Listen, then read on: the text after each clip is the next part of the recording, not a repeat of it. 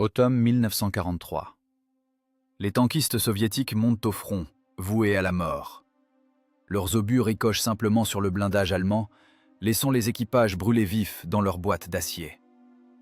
Mais au même moment, loin à l'arrière, se prépare une riposte qui fera oublier à l'élite de la Wehrmacht sa supériorité et la poussera à prier. Pour créer ce monstre, le maréchal Zhukov a fait fi des lois de la physique, et les concepteurs ont joué leur tête devant Staline. Mais le plus terrible secret de ce char ne réside pas dans ses plans.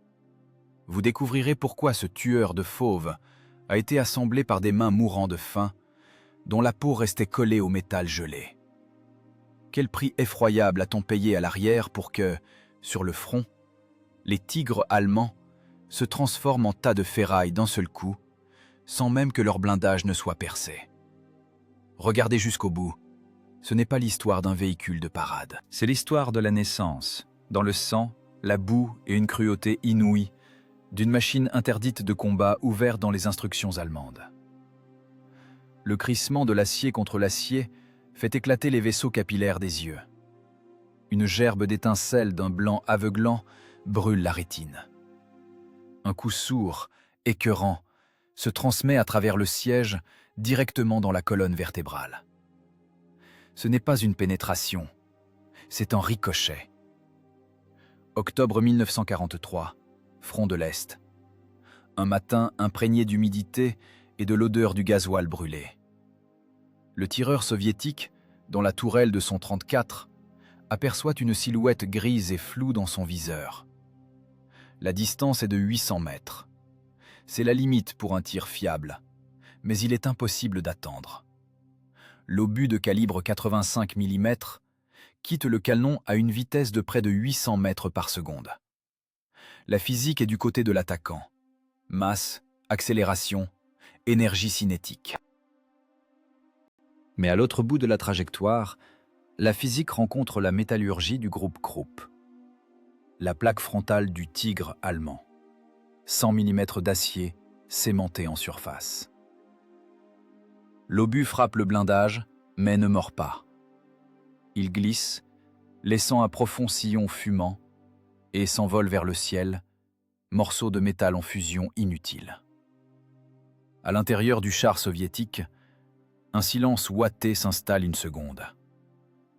L'équipage sait ce que cela signifie. Ce n'est pas juste un raté, c'est une condamnation. « Ça ne rentre pas !»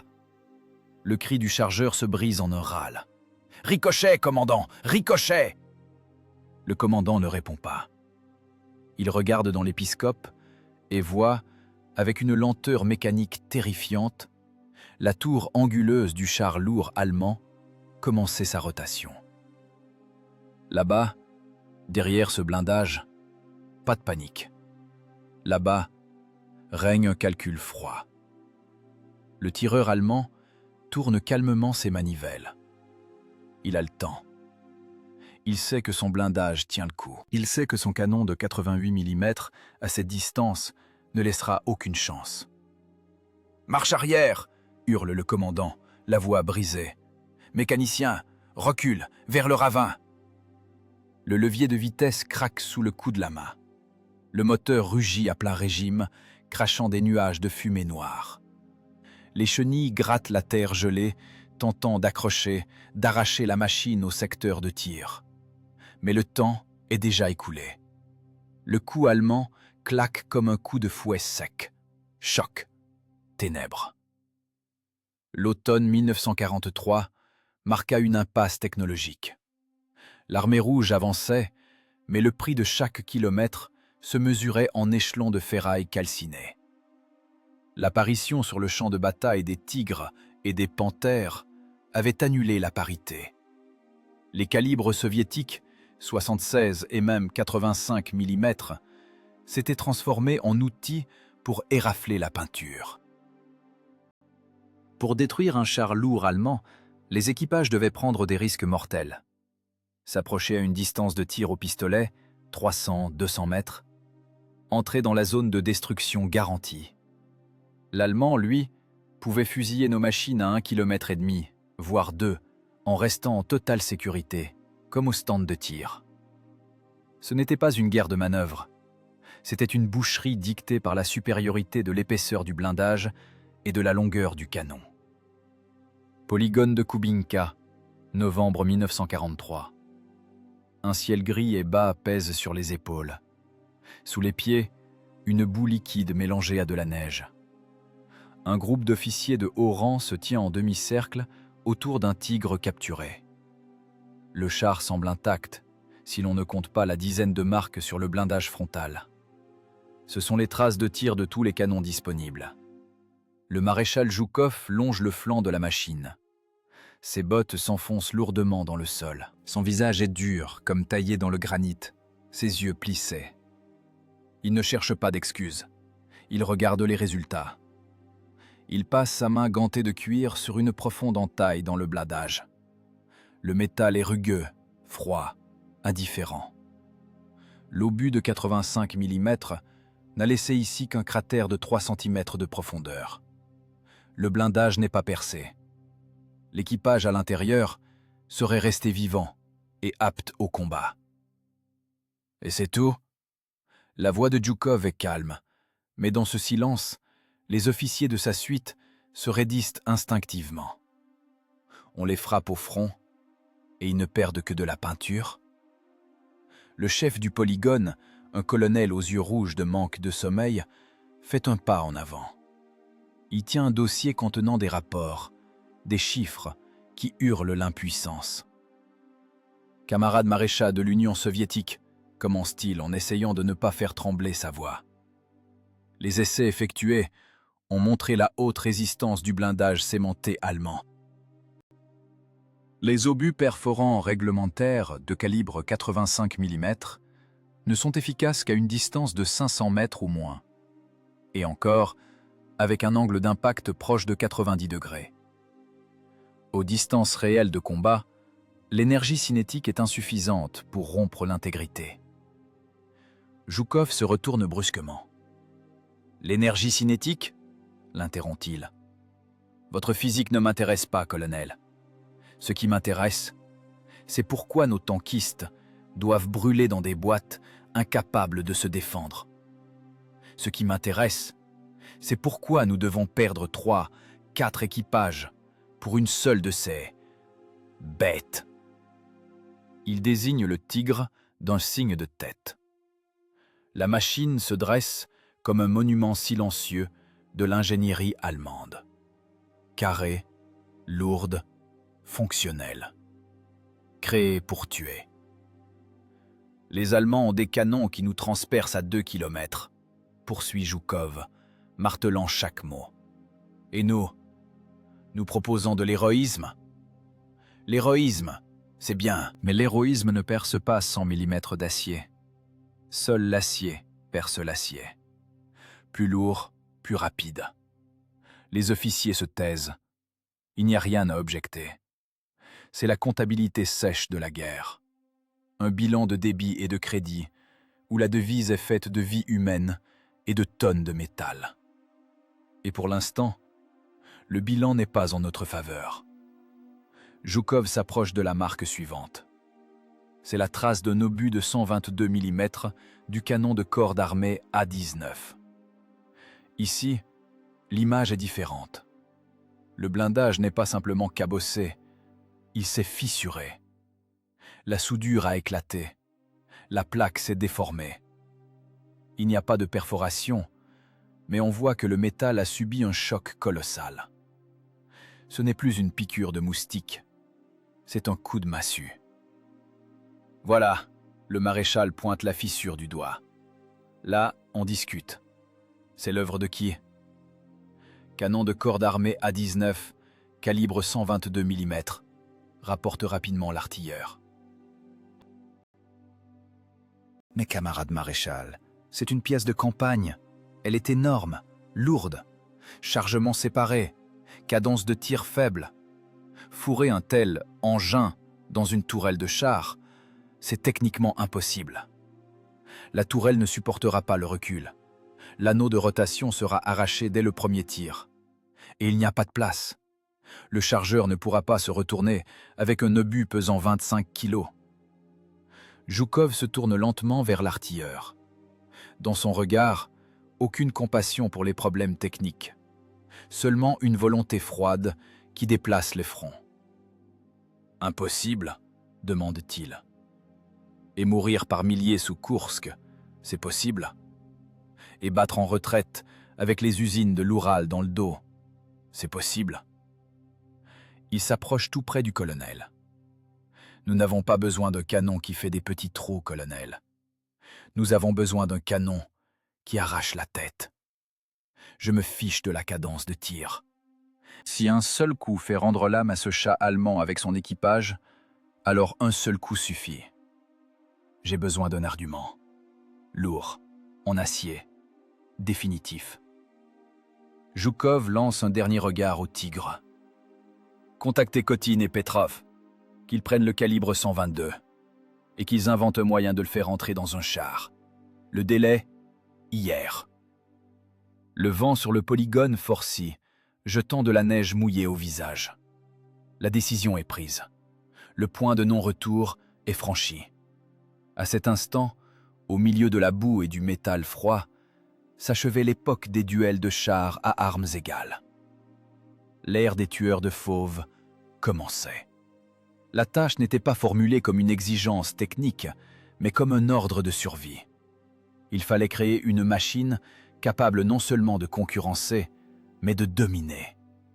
Une machine dont la simple vue ferait oublier à l'as allemand la supériorité de la race aryenne et lui rappellerait ses prières. Mais entre l'ordre du maréchal et le char fini, il y avait un gouffre. Un gouffre de problèmes d'ingénierie non résolus, d'absence de technologie et de manque de temps. Insérer un obusier surpuissant dans une tourelle étroite, c'est comme essayer d'insérer le cœur d'une baleine dans la cage thoracique d'un loup. La physique était contre. La résistance des matériaux était contre. L'ergonomie hurlait à l'impossibilité. Mais la guerre n'accepte pas les excuses. Dans les bureaux d'études, des lampes s'allumèrent pour ne plus s'éteindre pendant des mois. La course avait commencé. Et l'enjeu n'était pas des primes ou des médailles, mais la vie de ceux qui, demain, s'assieraient dans le siège du pilote et regarderaient la mort dans les yeux à travers la fente étroite de l'épiscope. Il leur fallait une réponse. Une réponse pesant 46 tonnes. L'ordre du maréchal tomba sur les tables des concepteurs comme une lourde dalle. Le délai, hier. Au bureau d'études de l'usine numéro 100, évacuée à Tcheliabinsk, cette phrase n'était pas une métaphore, c'était un mode de vie. Ici, parmi les planches à dessin et l'épaisse fumée de tabac, se déroulait une autre bataille. Elle était silencieuse, sans explosion d'obus, mais la tension y dépassait le voltage d'une ligne à haute tension. L'ingénieur en chef Joseph Kotine et le directeur du bureau d'études Fedor Petrov faisaient face à un dilemme dont dépendait le sort de tout le projet, et donc la vie de milliers de tankistes. Le choix était cruel, l'élégance contre la force brute. Sur un plateau de la balance se trouvait le canon D10 de calibre 100 mm. C'était un outil de tireur d'élite, léger, avec une cadence de tir élevée, utilisant une munition unitaire que le chargeur pouvait insérer dans la culasse d'un seul mouvement. Il perçait le blindage du Tigre, mais seulement le blindage. Sur l'autre plateau pesait la puissance de l'obusier. 122 mm. Le canon de corps d'armée A-19 adapté qui reçut l'indice D25T. C'était un monstre. Un obus de 25 kg. Chargement séparé, il fallait d'abord pousser le lourd projectile dans le canon, puis la douille avec la charge. Cela tuait la cadence de tir. 2, maximum 3 coups par minute, contre 6 pour le 100. Dans le bureau de Petrov, on criait. Les ingénieurs, oubliant la subordination, s'agrippaient au revers des vestons. « Vous êtes fous !»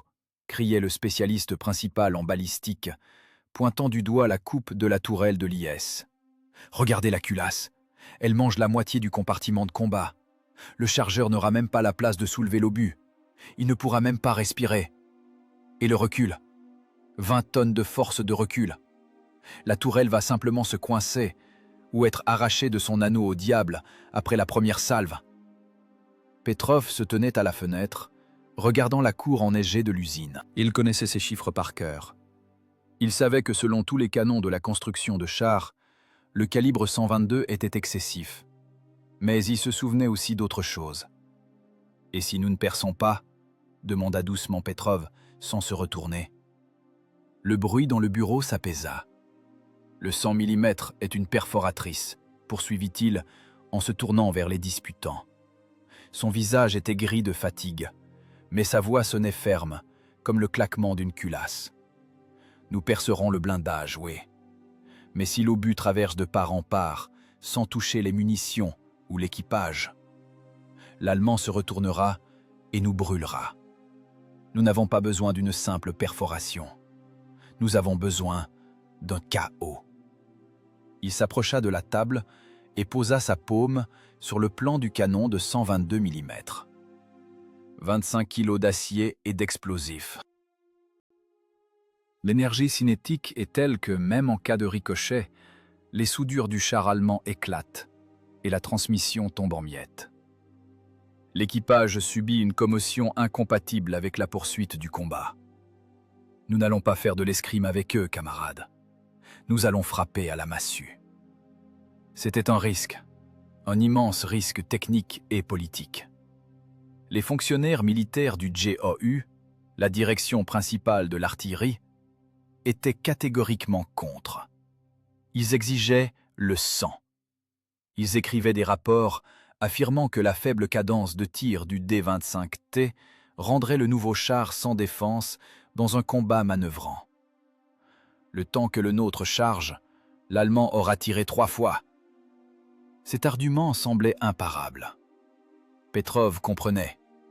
S'il suivait la voie officielle, en faisant valider chaque étape, le projet se noierait dans la bureaucratie. Et le front n'attendrait pas. Les chars sont nécessaires maintenant.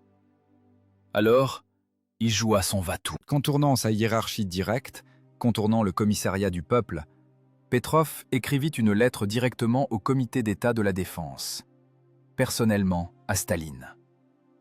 C'était l'acte d'un homme qui met sa tête en jeu. En 1937, on fusillait pour une telle initiative. En 1943, on pouvait finir au bataillon disciplinaire ou recevoir l'étoile de héros du travail socialiste. Pas de troisième option. Dans la lettre, pas d'émotion, seulement de la physique sèche et de la tactique. Petrov démontrait, contre la nouvelle ménagerie allemande, il faut un calibre universel. 122 mm, ce n'est pas seulement la lutte anti-char, c'est la destruction de blocos, de casemates, de bâtiments en briques. C'est un canon d'assaut de rupture. L'obus explosif du D-25T pulvérisait une maison à 2 étages. L'obus du 100 ne faisait qu'y percer des trous soignés. « J'envoie » demanda la secrétaire, tenant la feuille de ses doigts tremblants. « Envoyez » opina Petrov. Les jours d'attente s'étirèrent comme du caoutchouc. Au bureau d'études, le travail ne s'arrêtait pas une minute, mais chaque sonnerie de téléphone faisait sursauter les gens. Qu'est-ce que c'est? L'approbation? Ou l'ordre d'arrestation pour sabotage et non-respect des délais? La réponse arriva sous la forme d'un court visa sur le document. Une écriture large, au crayon bleu. « D'accord, I. Staline ». Ce mot déclencha un mécanisme qu'il était désormais impossible d'arrêter. Le bureau passa en régime continu. On dormait directement dans les ateliers, sur les caisses d'équipement, se couvrant de vestes ouatées huileuses. Le problème principal, le recul. Le canon était trop puissant pour un char de 46 tonnes. Au moment du tir, il cherchait à reculer avec une telle force qu'il pouvait tuer le commandant assis derrière. Il fallait amortir cette énergie. Franz Busch, trancha Kotin lors d'une réunion. « Les militaires seront contre », objecta l'ingénieur principal.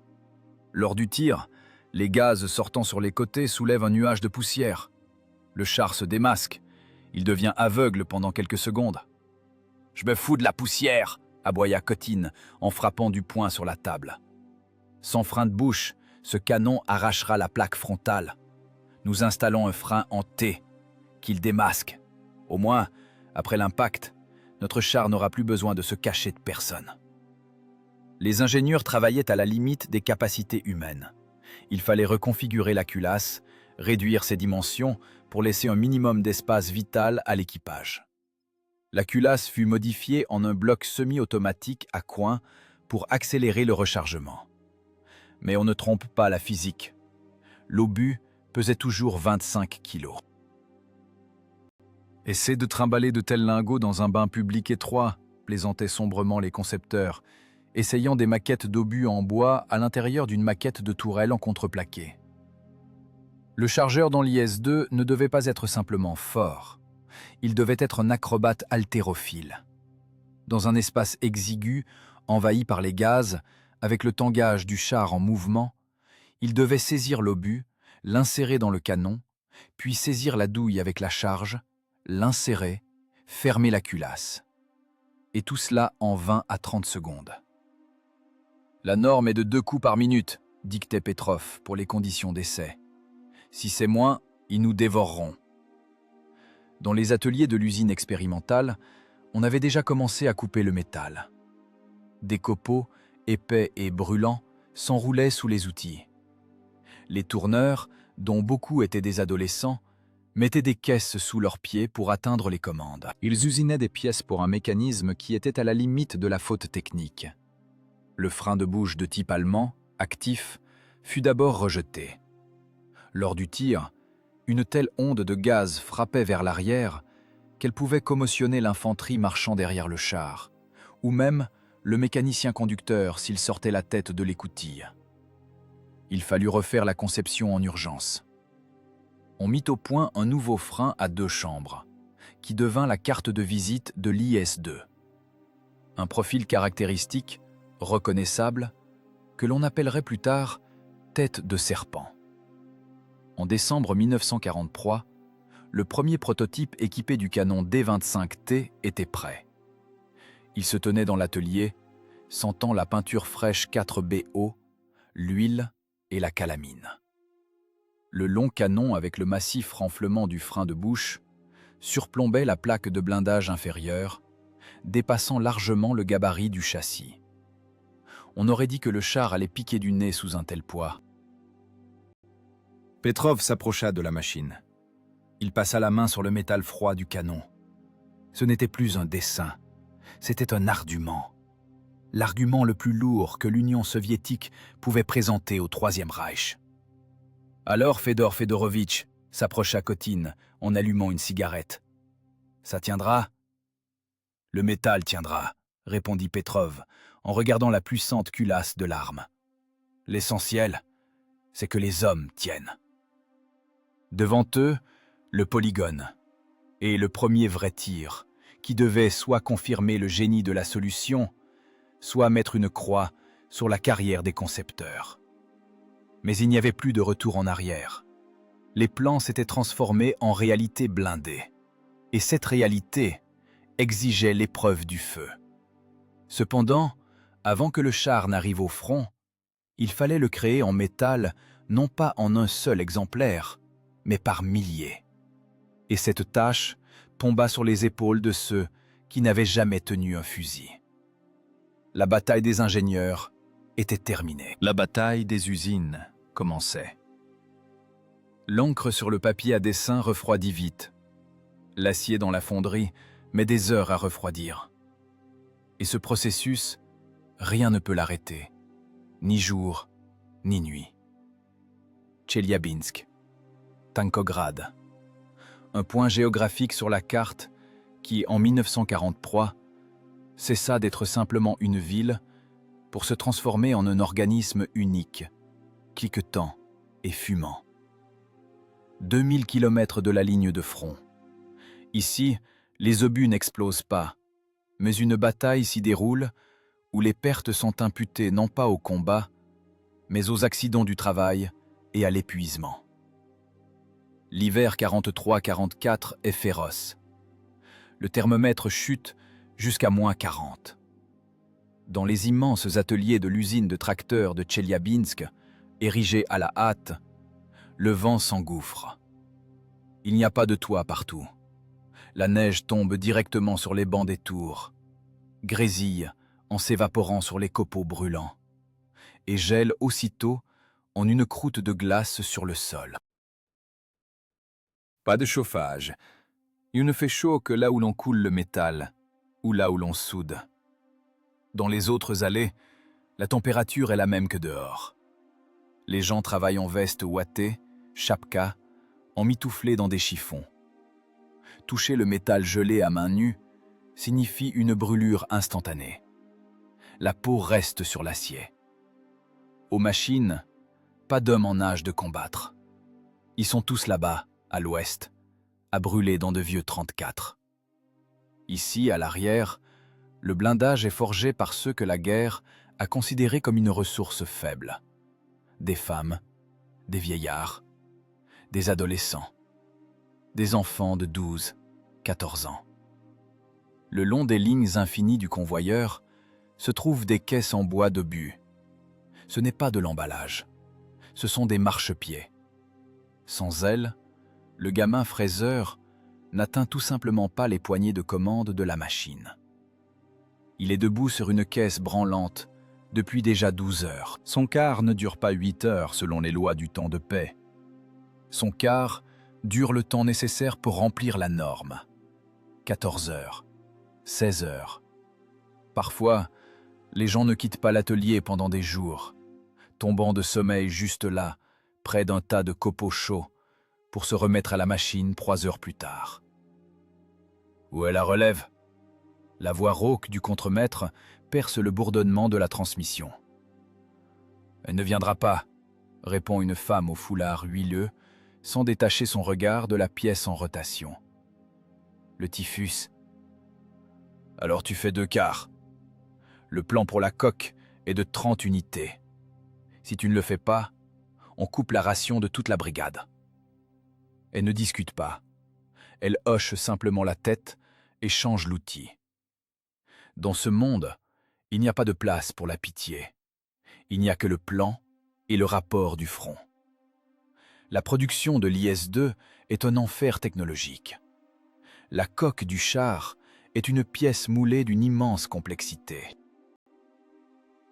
Le nez de la machine, cette partie frontale redressée que l'on appellera plus tard nez busqué ou nez à plaque redressée selon la modification, exige une qualité de coulée suprême. Le moindre pore, la moindre caverne, la moindre bulle d'air dans l'épaisseur du métal, et le blindage se fendra sous l'impact comme du verre. Le rebut est inadmissible. Le rebut, c'est la mort de l'équipage dans un mois et le peloton d'exécution pour le technologue aujourd'hui. Dans l'atelier de fonderie, la flamme infernale des fours Martin éclaire des visages émaciés. L'acier liquide coule dans les rigoles, dispersant des gerbes d'étincelles. La chaleur ici est telle qu'elle coupe le souffle. Mais il suffit de s'éloigner de 10 mètres pour que le froid pénètre jusqu'aux os. Ce contraste de température use l'organisme humain plus vite que le travail forcé. Les cœurs lâchent, les gens tombent. On les traîne sur le côté, on leur donne une gorgée d'eau bouillante, et si la personne est vivante, elle retourne dans le rang. Assemblage de la coque, poste de soudure. Les éclairs de la soudure électrique arrachent à la pénombre les silhouettes des ouvriers. Ils ressemblent à des fantômes dans leur bleu en toile. Les électrodes fondent, cousant des plaques de blindage de 120 et 90 mm d'épaisseur. La couture doit être monolithique. La solidité de la soudure est vérifiée rigoureusement. « Soude plus profond !» crie le technologue à travers son masque. « Tu fais du laitier, c'est pas une casserole, c'est une tourelle. Si un obus arrive là-dedans et que la soudure lâche, les têtes vont voler. » Les étincelles tombent sur les bottes de feutre, brûlent les vêtements. Personne n'y fait attention. L'odeur de ouate brûlée et de chair calcinée et l'odeur habituelle de l'atelier. La logistique à l'intérieur de l'usine est une bataille à part. La tourelle de l'IS-2 est étroite, mais lourde. L'installation du canon D-25T exige une précision d'orfèvre. L'énorme canon, avec sa culasse massive, doit entrer dans l'embrasure avec des jeux de quelques millimètres. La grutière sous le plafond, une gamine de 18 ans environ, manœuvre la charge de plusieurs tonnes. Un faux mouvement du levier et le canon écrasera les assembleurs. Hissage, descente doucement. Les ordres claquent. Le canon avec le frein de bouche descend lentement sur les tourillons. Lourd bruit métallique. L'arme est en place. Les ajusteurs se précipitent aussitôt pour fixer les mécanismes de visée, les dispositifs de recul. Les mains sont dans l'huile, les doigts en sang, mais les mouvements sont rapides, rodés jusqu'à l'automatisme. Le char s'assemble comme un jeu de construction, mais les pièces de ce jeu pèsent des centaines de kilos.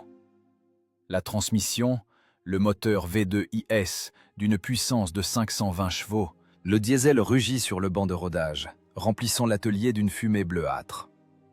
La ventilation ne suit pas. Les gens respirent un mélange de monoxyde de carbone et de brouillard d'huile. Les yeux pleurent. Il y a un goût constant de métal dans la bouche. Mais le convoyeur avance. Chaque jour, de nouvelles machines sortent des portes de l'usine. Elles ne sont pas peintes d'un brillant de parade. Elles sont brutes. Sur le blindage, on voit les traces des moules de fonderie. Les soudures sont grossières, comme des cicatrices. Mais ce ne sont pas des pièces d'exposition. Ce sont des instruments de meurtre. La journée de travail ne se termine que lorsque le contremaître coche la liste. « Ivanova, à la maison !» commande-t-il. « Je finis le lot !» répond la jeune fille, tenant à peine sur ses jambes. « J'ai un frère près de Vitebsk. Il en a besoin. » Ce n'est pas le patriotisme des affiches, c'est la guerre personnelle de chacun. Ils savent, s'ils s'arrêtent ici, là-bas, sur le front, les chars s'arrêteront. Et alors le froid qui règne dans l'atelier entrera dans leur maison pour toujours. L'IS-2 fini roule dans la cour de l'usine. Les chenilles crissent sur la neige mêlée de limailles métalliques et de scories. La machine a l'air sinistre dans le crépuscule hivernal. Un long canon, une tourelle puissante, une silhouette basse. Elle a été créée par les mains d'enfants affamés et de femmes épuisées. Mais elle n'a rien d'enfantin, ni de féminin. C'est un concentré de rage et d'industrie lourde. Le métal était prêt. Il avait traversé le feu des fours, le froid du laminage et la précision de la fraiseuse. Mais les hommes étaient-ils prêts pour ce qui les attendait? La machine se figea aux portes, laissant échapper la vapeur de l'échappement dans l'air glacial. Devant elle, l'attendait le polygone, l'endroit où la théorie des concepteurs et le labeur des ouvriers devaient rencontrer la dure pratique de la destruction. Le premier examen est passé, le char est né. Maintenant, il faut lui apprendre à tuer. Décembre 1943, polygone de Kubinka. La terre ici est gelée sur 1 mètre de profondeur, devenue dure comme du béton. L'air teinte de froid. Sur le champ enneigé, face à la tribune de la commission d'État, se dresse un char lourd allemand, Tigre. C'est un trophée capturé près de Leningrad. Son blindage est intact, ses mécanismes fonctionnent. Il se tient comme un étalon de protection, comme un symbole de l'invulnérabilité de la technique allemande face à l'artillerie soviétique à longue distance. Sur la ligne de feu, à 1,5 km de la cible, le nouveau char s'est figé. Sa silhouette est ramassée et son canon est d'une longueur anormale pour une telle machine. Au bout du canon, un frein de bouche massif, ressemblant au cou gonflé d'un cobra. C'est l'IS-2, objet 240. À l'intérieur de la tourelle, c'est étroit. Le chargeur, plié en 3, saisit dans le râtelier un obus perforant à tête plate BR 471. 25 kg d'acier froid. Les muscles du dos se tendent, les veines du cou gonflent. Un coup de rein. L'obus entre dans la culasse avec un bruit métallique sourd. La douille avec la charge propulsive suit. « Pareil !» expire-t-il, en sautant sur le côté de la ligne de recul. Le commandant se colle à l'oculaire du viseur. Le réticule capture la tourelle grise du Tigre. « Feu !» Le tir du canon de 122 mm D25T ne ressemble pas au tir d'un 34. Ce n'est pas un claquement. C'est un mouvement tectonique. Du frein de bouche jaillissent deux gigantesques langues de feu s'écartant sur les côtés. La neige devant le char s'envole, mettant à nu la terre noire. L'onde de choc frappe les oreilles des observateurs sur la tribune, les forçant à se baisser instinctivement. 46 tonnes de machines de guerre reculent. Les amortisseurs gémissent, encaissant l'énergie monstrueuse du recul. Un instant plus tard, une boule de feu éclate sur le blindage du char allemand. Le son de l'impact arrive avec retard. Un grondement lourd, grinçant, comme si un câble d'acier gros comme le bras avait rompu. La commission se précipite vers la cible. La neige crisse sous les bottes des généraux. Ce qu'ils voient les fait taire. Ce n'est pas une pénétration, c'est une exécution. L'obus a frappé la plaque frontale de la tourelle. Le blindage de 100 mm d'épaisseur, dont les ingénieurs du Reich étaient si fiers, n'est pas seulement percé, il est brisé. Un énorme morceau d'acier est arraché avec la chair et enfoncé vers l'intérieur. Les soudures reliant les feuilles de la coque ont éclaté sous la vibration monstrueuse. La tourelle du Tigre, pesant plus de 10 tonnes, a été arrachée de son chemin de roulement et déplacée d'un demi-mètre sur le côté.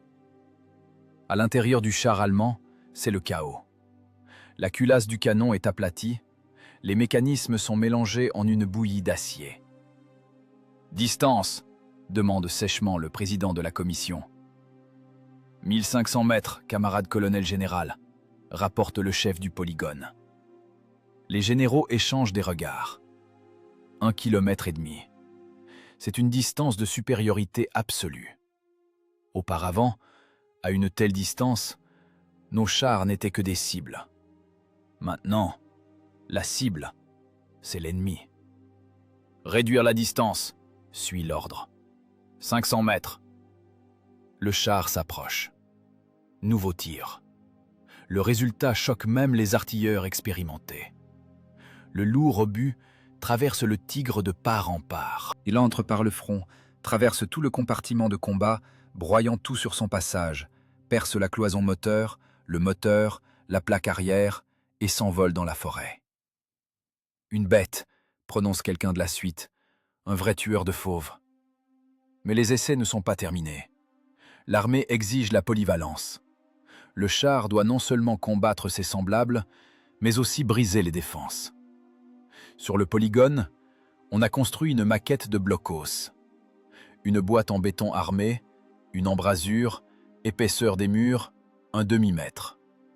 Un point de feu standard, capable d'arrêter un bataillon d'infanterie pendant 24 heures. On charge l'IS-2 avec un obus explosif OF 471. Le même poids, 25 kg, mais à l'intérieur, près de 4 kg de TNT. Tir. À la place du blocos, pousse un champignon de poussière, de béton et de fumée. Quand le vent dissipe le voile, la commission découvre un terrain plat. Plus de blocos. Il y a un tas de gravats et des fers à béton qui dépassent. Le béton n'a pas résisté à l'action explosive. L'énergie de l'explosion a transformé le monolithe en poussière. « Si l'obus touche une maison, demande l'un des officiers. « Il n'y aura plus de maison, répond durement le constructeur Petrov. Elle s'effondrera comme un château de cartes. Les dialogues des membres de la commission deviennent courts, hachés. Le scepticisme sur le chargement séparé a disparu. Les disputes sur la cadence de tir ont disparu.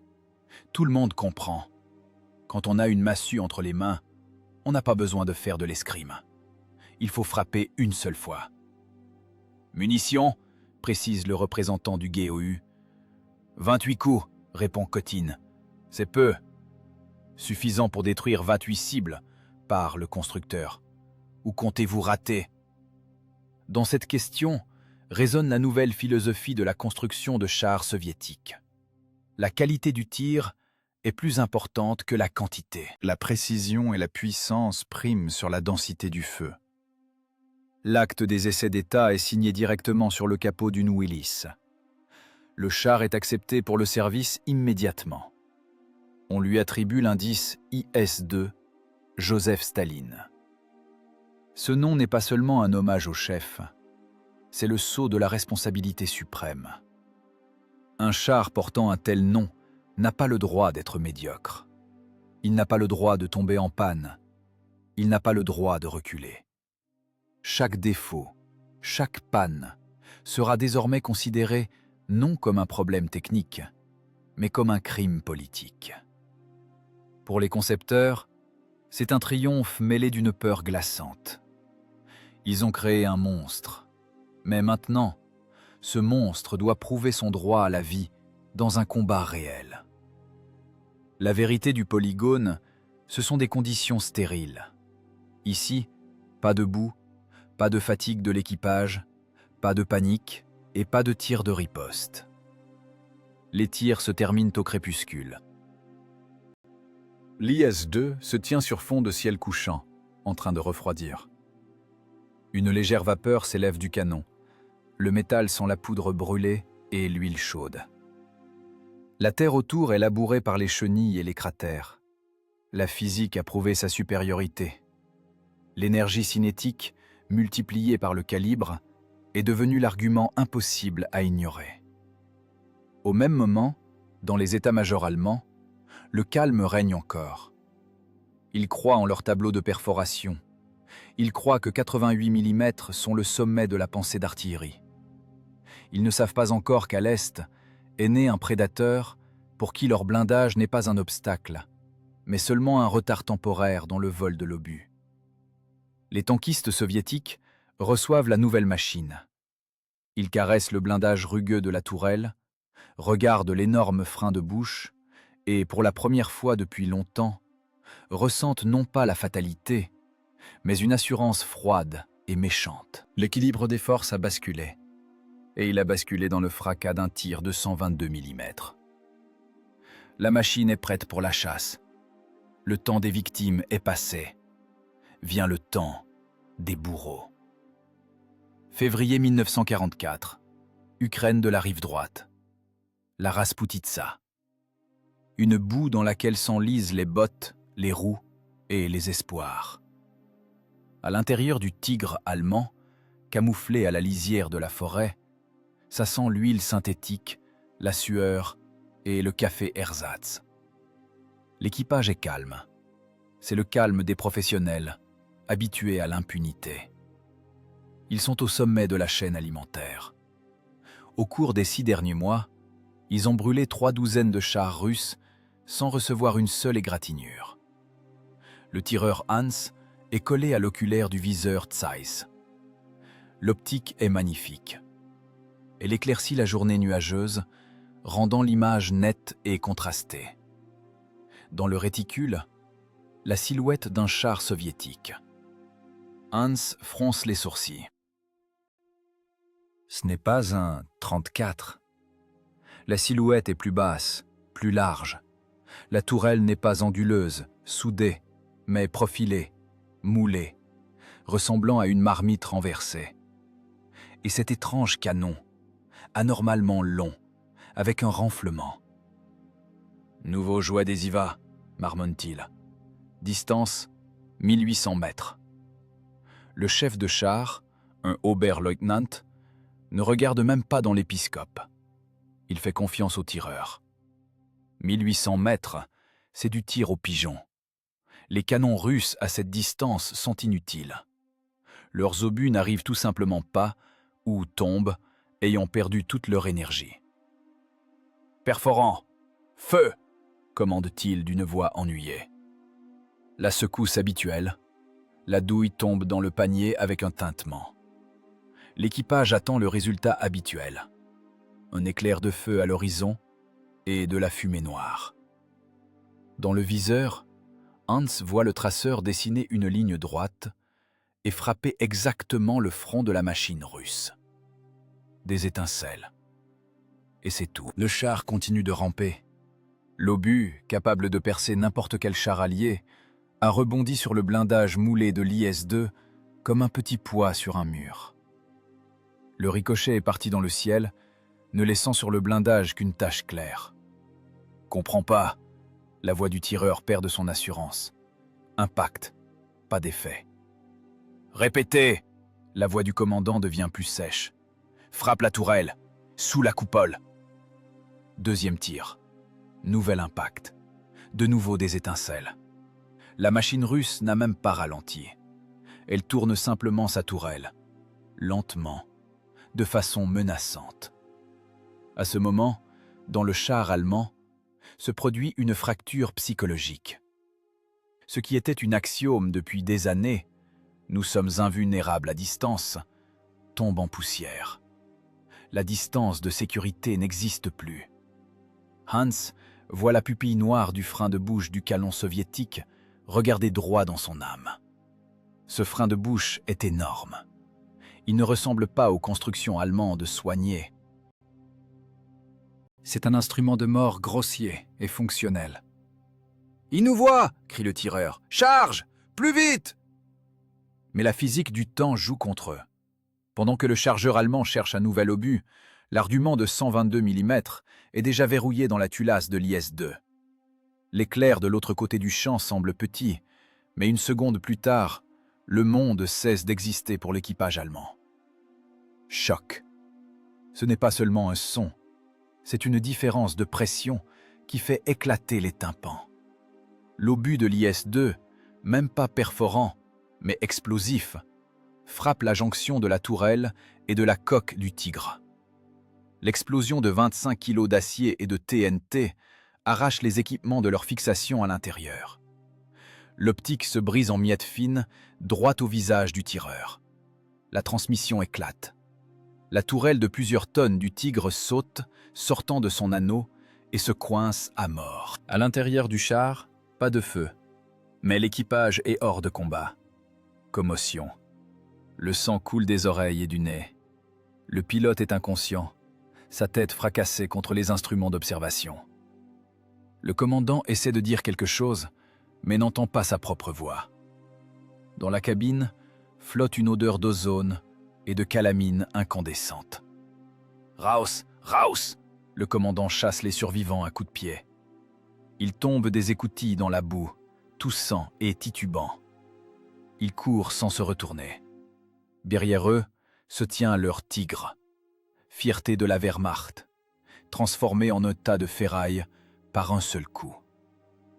Les rumeurs se répandent sur le front plus vite que les ordres de Berlin. Le monstre de Staline, le marteau russe.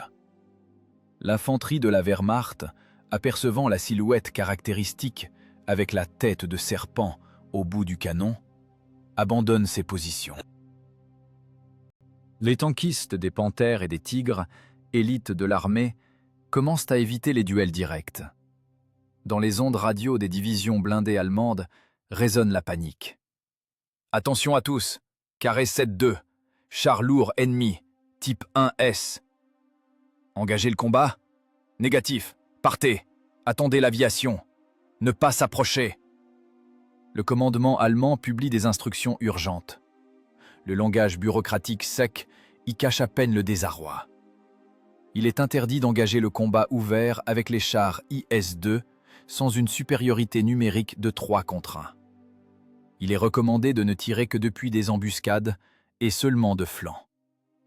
Mais la guerre n'est pas un jeu d'échecs où l'on peut choisir une position confortable. L'IS-2 ne cherche pas les duels. Il défonce la défense. Il impose ses règles.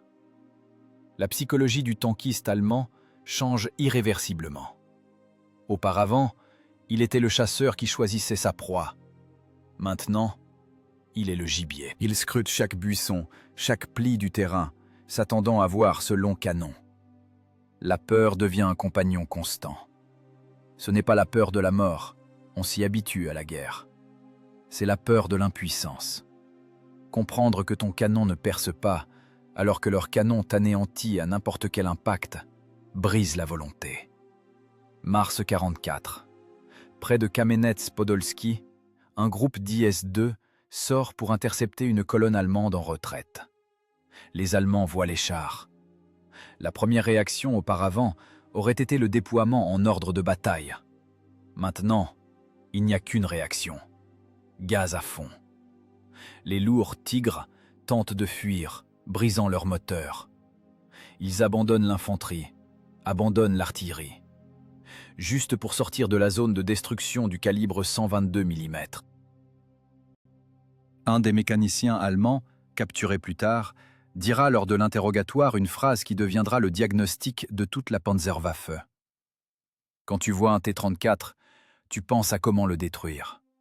Quand tu vois un IS-2, tu penses à comment survivre. Nous savions que si ce char tirait, ni le blindage ni Dieu ne nous sauveraient plus. Sur le champ de bataille régnait une nouvelle loi, la loi de l'énergie cinétique devant laquelle l'acier allemand s'est révélé impuissant. L'époque des fusillades impunies était terminée. L'époque de la peur commençait.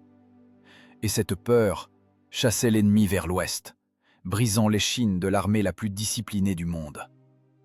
Elle le chassa jusqu'à ce qu'il bute sur la Vistule, là où les ingénieurs allemands, dans une dernière tentative désespérée de reprendre l'avantage, préparaient au combat leur dernier atout, les tigres royaux.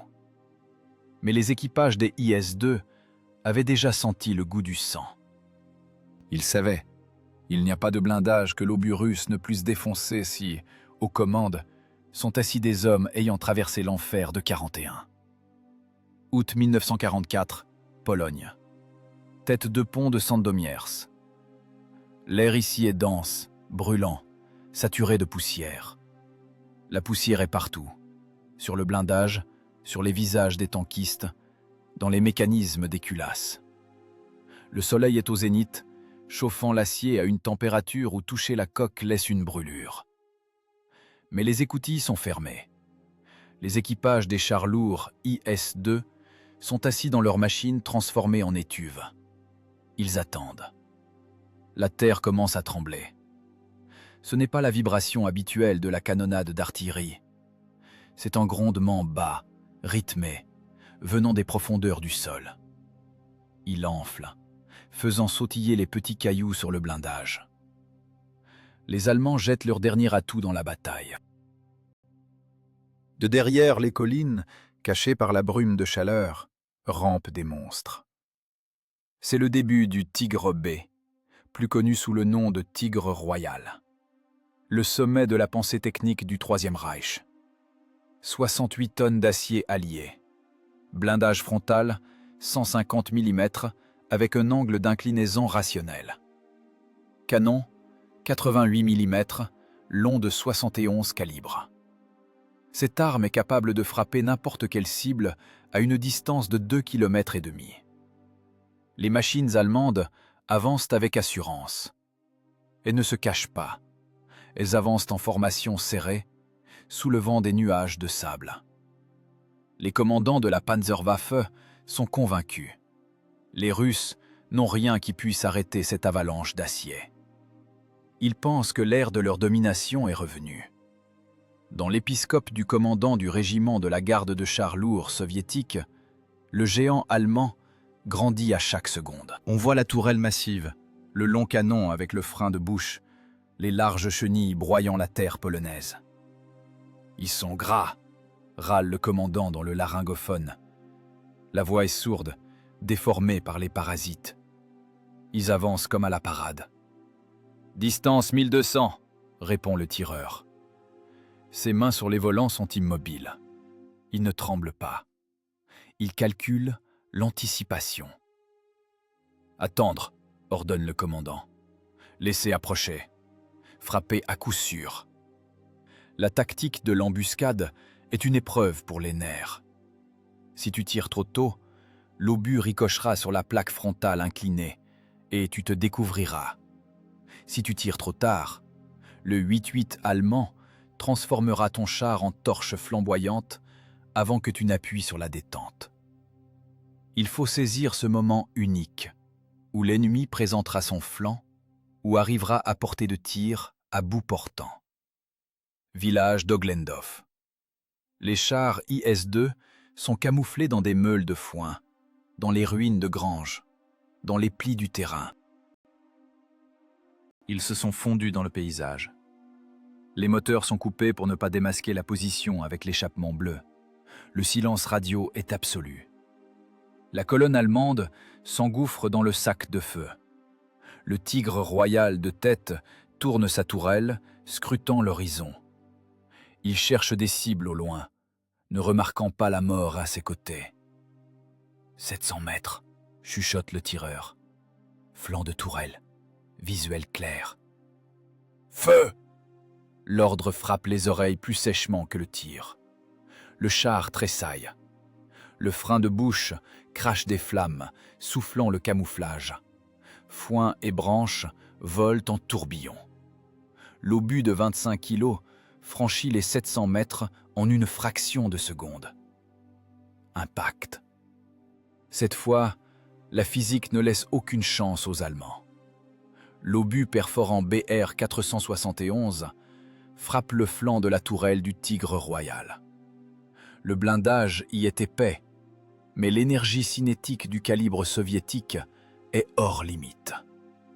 L'obus défonce l'acier. À l'intérieur du char allemand, dans la niche arrière de la tourelle, se trouvent les munitions.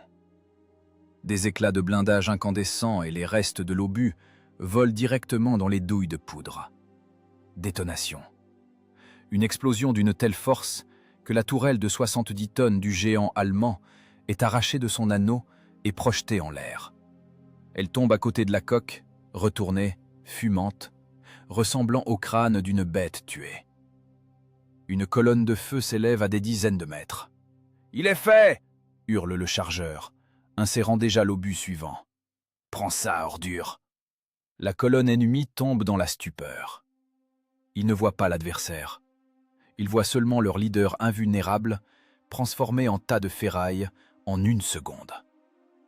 La panique est le pire ennemi du tankiste. Les pilotes allemands commencent à tirer les leviers, essayant de faire tourner les machines lourdes et maladroites. Les chars se heurtent, se bloquent mutuellement les secteurs de tir. « Le deuxième, dans la chenille !» commande le chef de section. « Stoppe-le !» Le deuxième tir de l'IS-2 brise le barbotin du Tigre suivant. La chenille saute, serpentant sur le sol. Le char pivote par inertie, exposant son flanc vulnérable. L'obus suivant, explosif, frappe la jonction de la coque. Le blindage n'est pas percé, mais l'onde de choc brise la transmission et commotionne l'équipage. Les écoutilles s'ouvrent. Des hommes en uniforme noir en tombent, rampent sur le sol, essayant d'échapper au feu. Ce n'est pas un combat, c'est un massacre. Dans les ondes règne le chaos des ordres allemands et les commandements nets et hargneux des soviétiques. « Le troisième, à droite, achève-le! Impact, il brûle !» En quelques minutes, le bataillon d'élite de chars lourds cesse d'exister en tant qu'unité de combat. La fumée des tigres royaux en feu voile le soleil. L'odeur de caoutchouc brûlé des bandages, de métal en fusion et de chair humaine calcinée recouvre le champ de bataille. Les équipages des IS-2 travaillent comme des automates. Le chargeur, trempé de sueur, le dos brisé, lance des lingots de 25 kilos. Cadence de tir, 1,5 à 2 coups par minute. Lent? Non. Chaque impact est une cible détruite. Ici, pas besoin d'inonder l'ennemi d'une grêle d'obus. Ici fonctionne le principe. Un tir, une mort. Quand la fumée se dissipe un peu, il reste sur le champ le cimetière des ambitions allemandes. 3 tigres royaux flambant neufs sont détruits et capturés. Les autres rampent en arrière, ripostant par un feu inutile. L'écoutille de la coupole du commandant bascule. L'air chaud frappe le visage. Mais il semble frais après l'enfer du compartiment de combat. Le commandant sort sur le blindage, s'essuyant le visage avec un chiffon huileux. Il regarde l'œuvre de ses mains. À côté, à une centaine de mètres, se trouve un tigre royal détruit. Son blindage a éclaté. Une énorme fissure serpente sur tout le flanc de la tourelle. Le métal n'a pas supporté la tension interne. Et il disait « imprenable », crache le mécanicien conducteur en sortant à sa suite. La ferraille, ça reste de la ferraille. Il est fragile, remarque le commandant en allumant une cigarette. Les mains tremblent, non de peur, mais de la retombée après la tempête d'adrénaline. Ils ont trop trempé l'acier. Ils se pressent, les Fritz. La qualité n'est plus là. Ils s'approchent du trophée. L'énorme carcasse de la bête vaincue inspire le respect, mais pas la peur. La peur est partie. Il reste le lourd travail de recyclage du fascisme. Le commandant passe la main sur le trou. Les bords sont fondus. « Elle est bien rentrée », opine-t-il. « De part en part. » Cette bataille près d'Oglendorf mit un point final au débat des concepteurs. Le pari allemand sur les chars super lourds, sur l'augmentation du blindage et du poids, s'est avéré être une impasse. L'IS-2 soviétique, bien que plus léger que le Tigre royal de plus de 20 tonnes, s'est révélé plus efficace. Il était plus mobile, plus fiable, et son canon posait un diagnostic définitif à n'importe quel chat allemand. Le soir, quand le combat s'est finalement tu, les tankistes étaient assis sur le blindage, mangeant leur ration sèche. Leur regard était vide. Personne ne discutait de tactique, personne ne se vantait. Juste un jour de guerre de plus. Un pas de plus vers l'ouest. « Faut refaire le plein d'obus », dit doucement le chargeur en massant son épaule. « Demain, ils reviendront. » « Ils reviendront », acquiesça le commandant. « Et on les accueillera. » Depuis la tête de pont de Sandomierz s'ouvrait une route directe. La route vers la tanière de la bête. Et maintenant, l'armée rouge avait la clé des portes de cette tanière. Une clé de 122 mm qui ne demandait pas la permission d'entrer, mais défonçait simplement la porte avec le chambranle. Automne 1944. Les vastes champs de Pologne laissent place aux pièges de pierre des villes européennes. Debrecen, Budapest, Poznań. Ici, la guerre change de géométrie. L'horizon se rétrécit à la largeur d'une rue. Les distances de combat, qui se mesuraient auparavant en kilomètres, se réduisent maintenant à un jet de grenades. Le char IS-2, créé pour dominer les espaces ouverts, se retrouve dans un labyrinthe où chaque sous-sol et chaque grenier respirent la mort. En ville, le long canon de 122 mm devient un problème. Pour tourner la tourelle dans une rue étroite, le mécanicien conducteur doit travailler les leviers avec orfèvrerie, faisant pivoter toute la coque. Un mouvement maladroit et le frein de bouche s'écrase dans le mur d'une maison, se bouchant de gravats de briques et de plâtre. Et il n'y a pas de temps pour les manœuvres. Le combat urbain est un enfer pour les blindés. Il n'y a pas de ligne de front. L'ennemi est partout, en haut, en bas, derrière. Le cauchemar principal de l'équipage, ce ne sont pas les tigres qui se cachent dans les ruelles. Le cauchemar principal, c'est le fantassin au Panzerfaust. Un soldat isolé avec un lance-grenade jetable. Un tube rempli d'une charge creuse capable de brûler le blindage de l'IS-2 à 30 mètres. Le jet de métal en fusion pénètre à l'intérieur du compartiment de combat, enflamme les réservoirs de carburant et les munitions. L'équipage brûle vif, sans même avoir eu le temps de comprendre d'où venait le coup. Les tankistes détestent les villes. Ils se sentent comme des bêtes en cage. Mais l'infanterie ne peut pas avancer sans blindage. Les nids de mitrailleuses dans les bâtiments en pierre transforment les rues en couloirs de la mort. C'est alors que l'IS-2 s'avance. Maintenant, il n'est plus un chasseur de chars. Maintenant, il est un canon d'assaut. Un bélier. Une rue d'une ville hongroise. Les pavés sont glissants de pluie d'automne et d'huile. Un groupe de fantassins se plaque au mur, se cachant derrière les saillies des façades. Devant, à la fenêtre du deuxième étage du bâtiment d'angle, une mitrailleuse allemande MG42 est en action. Elle coupe toute tentative d'avance. Les murs de briques protègent fiablement le mitrailleur des balles. « Amène le lourd !» crie le chef du groupe d'assaut, collant à son oreille le combiné du téléphone de campagne connecté à l'arrière du char. « Repère 2, maison d'angle, deuxième étage. Écrase-les !» Le moteur de l'IS-2 rugit, crachant un nuage de fumée bleuâtre. Le char rampe hors de l'abri, juste assez pour que le canon puisse acquérir la cible. La tourelle tourne lentement. À l'intérieur du char, c'est étroit et étouffant.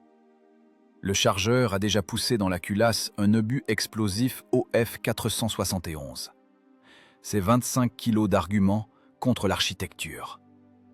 La fusée est réglée sur l'action explosive, avec retard.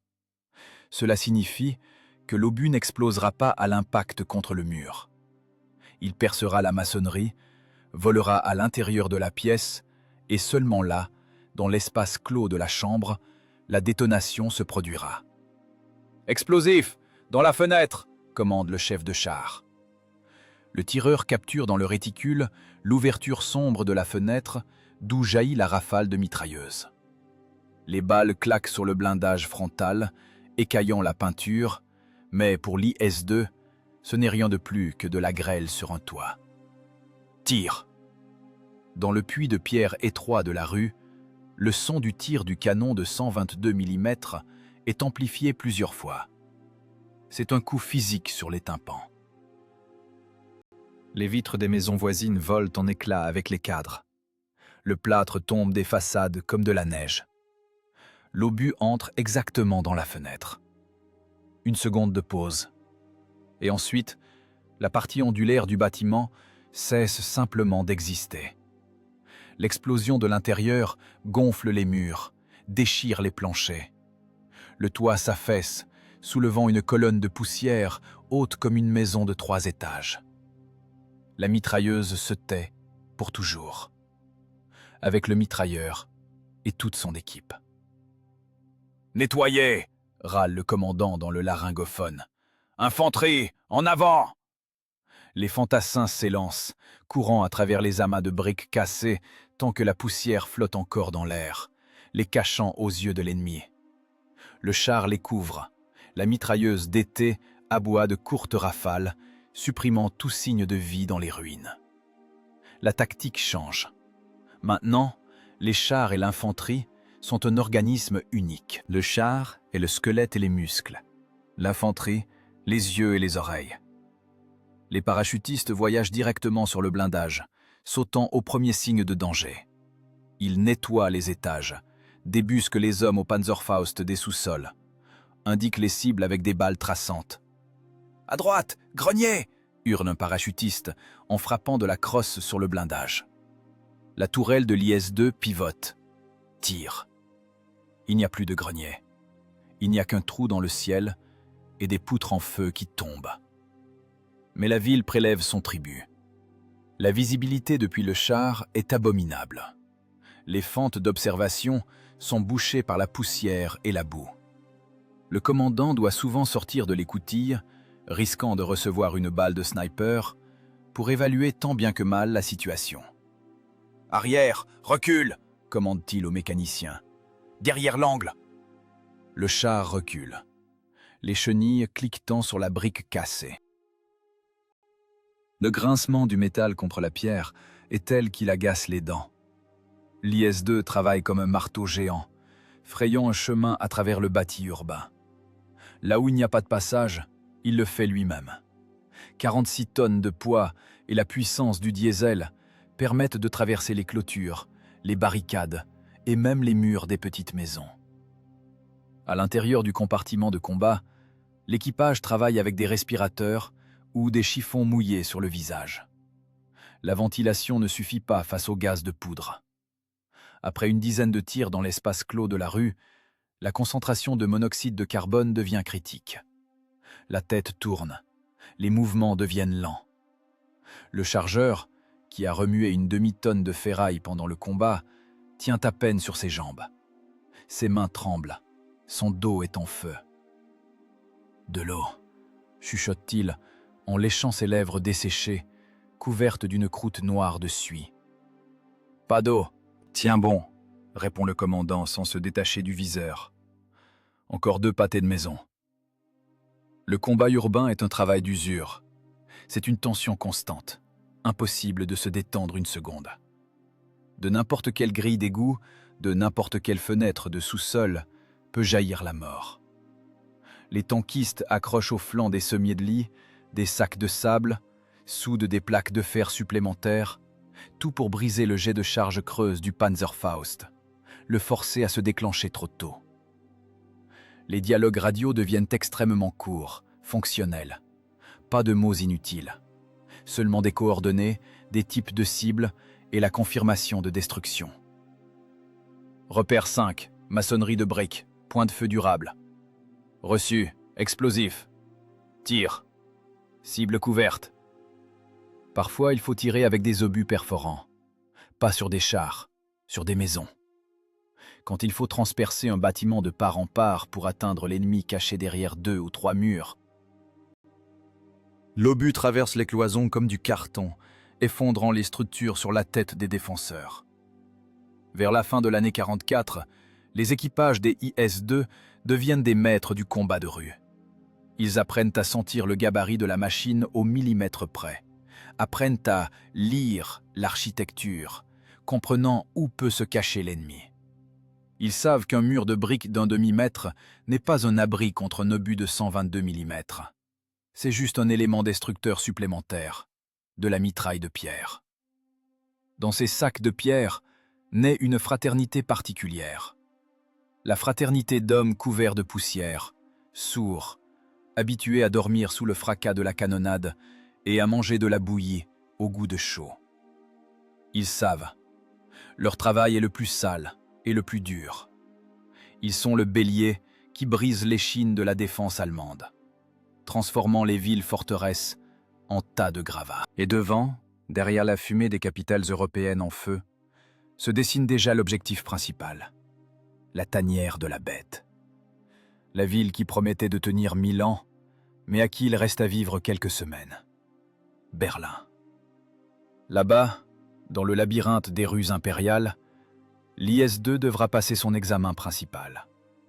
L'examen de survie au centre même du Reich agonisant. Là où la densité de feu dépasse toutes les limites imaginables et où le fanatisme de l'ennemi frôle la folie. Le métal bourdonne en refroidissant après le combat. L'équipage fume, assis sur le blindage, regardant les ruines fumantes. Ils construisaient des maisons solides, remarque le tireur, en essuyant la suie de son visage. Casser, c'est pas construire, répond le commandant en jetant son mégot dans la boue. Démarre, on doit encore atteindre la place. Le moteur tousse et recommence sa chanson rythmée. Les chenilles mordent les pavés. Le bélier d'acier poursuit sa route vers l'ouest. Avril 1945, Berlin.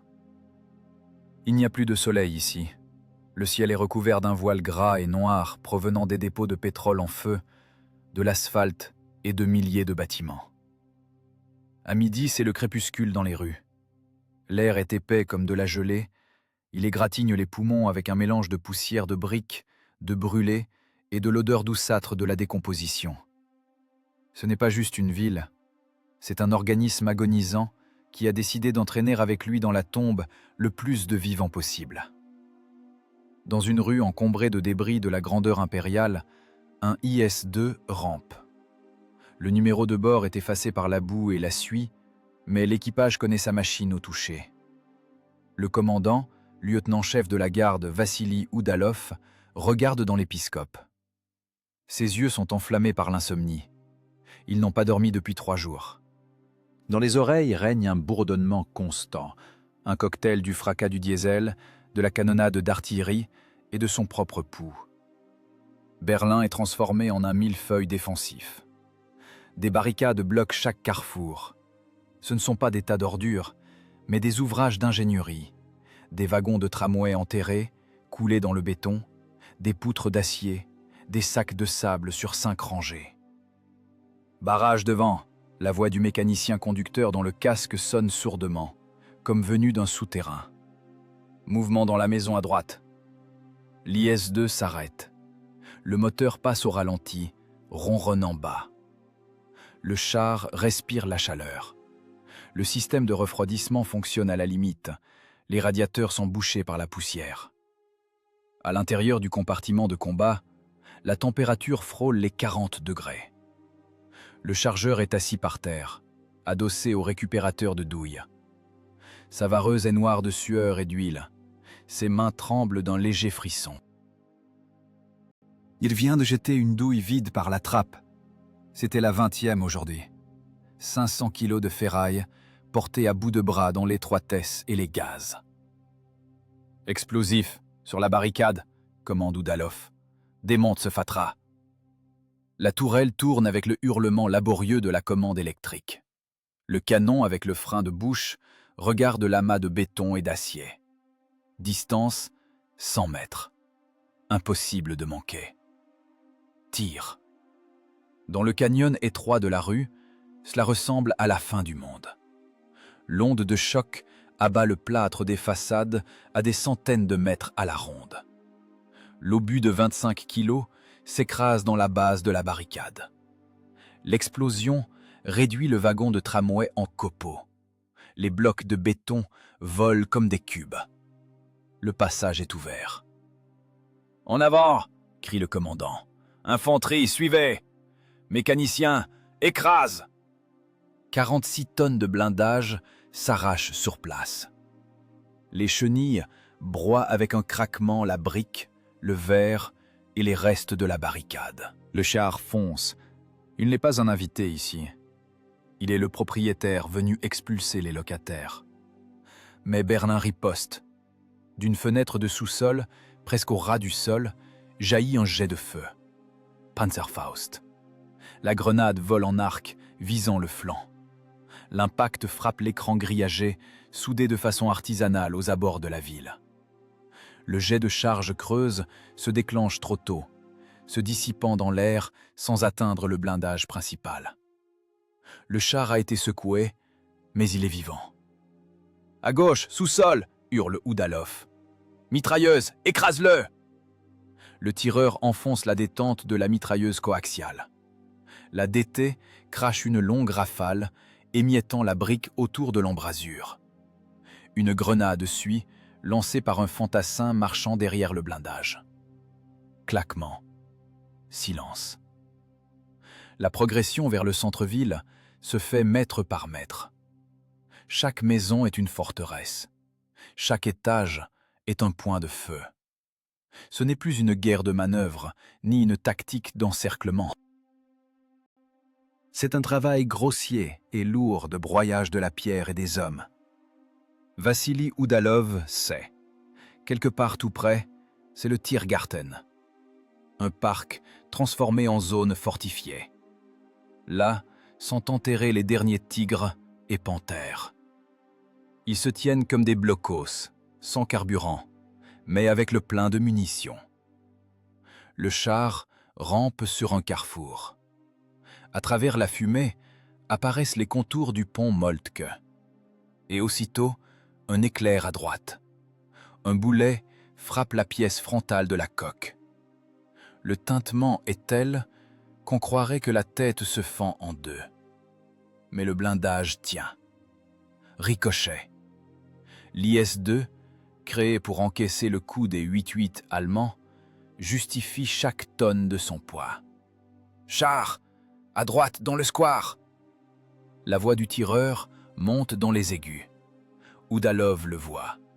Une panthère, enterrée jusqu'à la tourelle.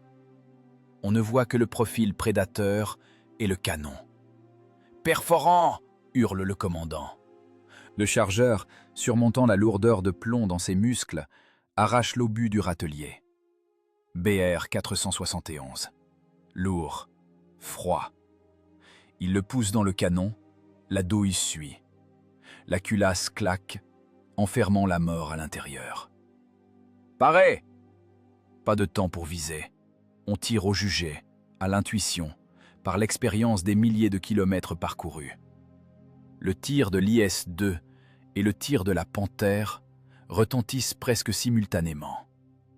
L'obus de l'Allemand érafle le masque du canon, faisant jaillir une fontaine d'étincelles, mais part sur le côté. L'obus de l'IS-2 trouve sa cible. Le boulet de 122 mm frappe la tourelle du char allemand. L'énergie cinétique l'arrache de son anneau, bien que la coque soit enterrée.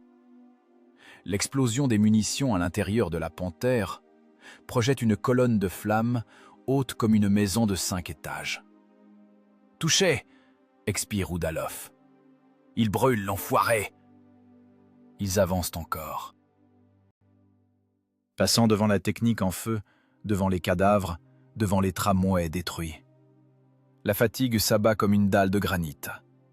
On ne veut qu'une chose, fermer les yeux et devenir sourd, pour que ce fracas infini cesse. Mais impossible de s'arrêter. L'arrêt, c'est la mort. Les hommes au Panzerfaust ne dorment pas. Ils attendent que le char se fige, ne serait-ce qu'une minute. « Commandant, on est à sec », rapporte le mécanicien. « Les réservoirs sont presque vides. »« On ira », répond durement Oudalov. « On ira sur les vapeurs. Il ne reste presque plus rien. » Il débouche sur le canal Landwehr. Devant, à travers les déchirures de fumée et de poussière, apparaît un bâtiment gris et massif avec une coupole. Le Reichstag. Il a l'air sombre, rongé par la vérole des impacts, avec les trous noirs des fenêtres. Mais ce n'est pas juste un bâtiment, c'est le ruban d'arrivée. La fin du chemin commencé sur la Volga. Dans les ondes, c'est le chaos. Des centaines de voix, cris, ordres, jurons. Tout le monde fonce là-bas. Tout le monde veut mettre le point final. « Premier, ici le 5e, je vois l'objet », râle la radio. « Feu sur les étages inférieurs, soutenir les groupes d'assaut. » L'IS-2 pivote de toute sa coque. Le canon se lève. « Explosif !» commande Oudalov. « Sur les colonnes ! Tire !» Une énorme colonne du Reichstag, fauchée par l'obus, s'affaisse lentement, soulevant un nuage de poussière. L'infanterie, petite silhouette grise, s'élance vers les marches. À l'intérieur du char survient un moment étrange. L'équipage travaille en automate, mais une pensée bat dans leur tête. Est-ce vraiment tout? Ils sont arrivés. Ils ont apporté ce morceau d'acier de l'Oural de 46 tonnes au cœur même de l'ennemi. Mains dans l'huile, visage noir de suie, yeux rouges. Ils ne se sentent pas des héros. Ils se sentent comme des ouvriers qui terminent le quart le plus dur de l'histoire de l'humanité. La caisse d'obus est vide. Il reste 2 coups. Gardez le dernier, dit doucement Oudalov. Au cas où. Autour gronde l'enfer du dernier assaut. Les Katyushas tirent en tir direct. L'artillerie laboure le Tiergarten. Mais dans ce fracas, on entend déjà une autre note. La note de l'inéluctable.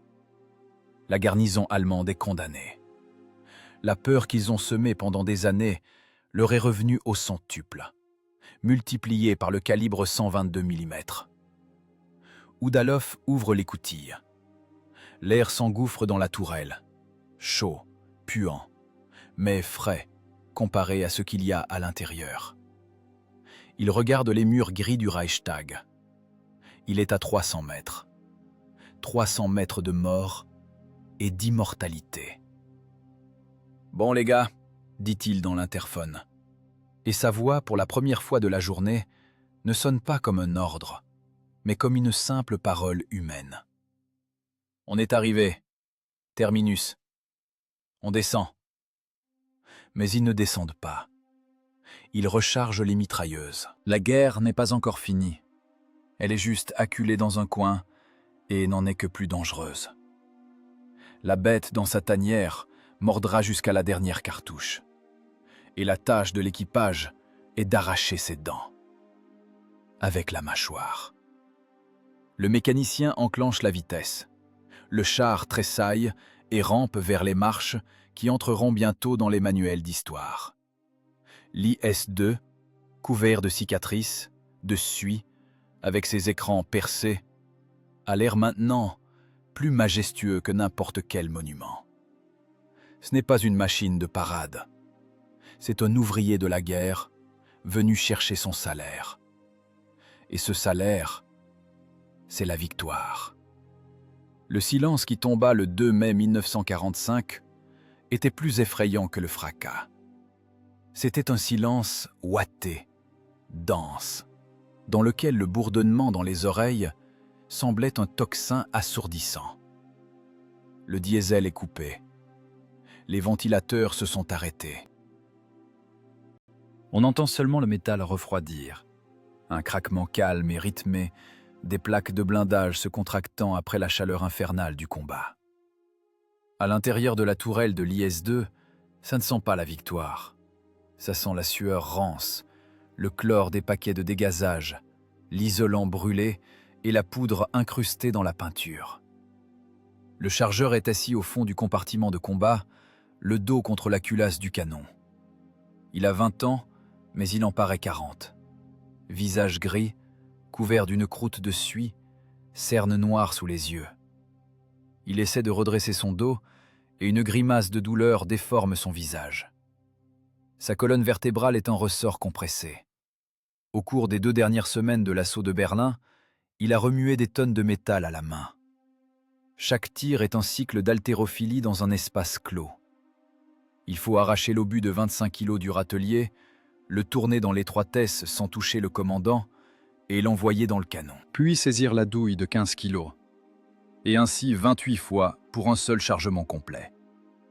Et le chargement des munitions par les écoutilles sous le feu des snipers, c'est un travail de débardeur en enfer.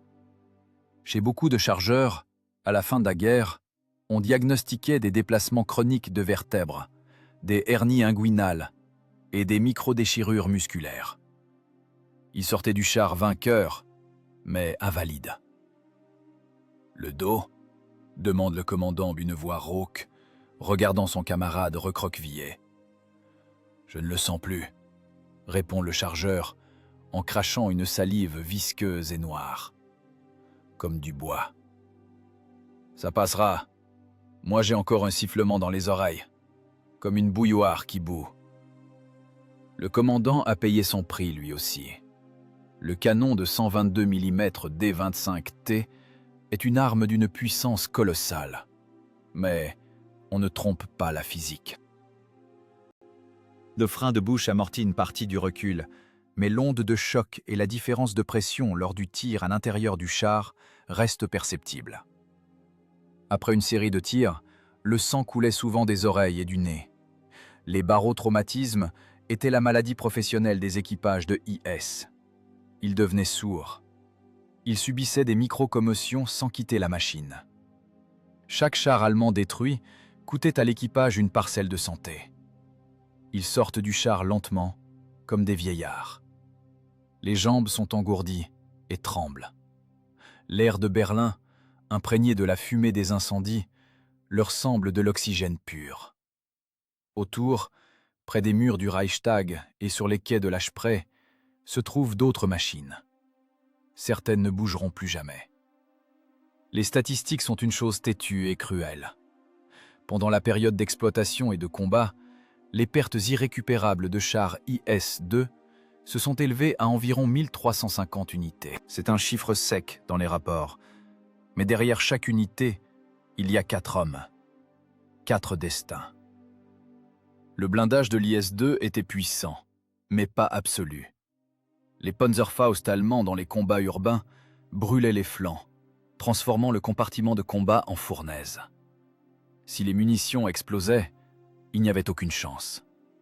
Les lourds obus, disposés au fond et sur les flancs, explosaient, arrachant la tourelle et déchirant la coque aux soudures.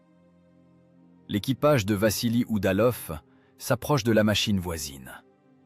Le char est là, le canon planté dans la terre.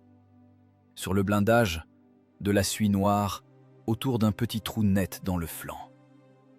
Jet de charge creuse. Les écoutilles sont ouvertes. Personne n'est sorti. L'équipage de Petrov demande le mécanicien conducteur en ôtant son casque. Oui, répond un des fantassins qui s'est approché. Hier matin, un type au Panzerfaust depuis le sous-sol. Ils ont brûlé instantanément. Les tankistes ôtent leur casque en silence. Le vent agite les cheveux collés. Pas de larmes. Les larmes ont séché sous Koursk. Il n'y a qu'un vide sourd et lancinant. Ils ont bu de l'alcool avec ces gars dans la même gourde avant l'attaque, partagé la dernière biscotte. Et maintenant, les uns sont debout sur les pavés, sentant la chaleur du soleil, et les autres font partie de l'histoire, fondus avec le métal de leur machine. « Faut boire un coup à leur mémoire », dit doucement le commandant. Ils sortent une flasque.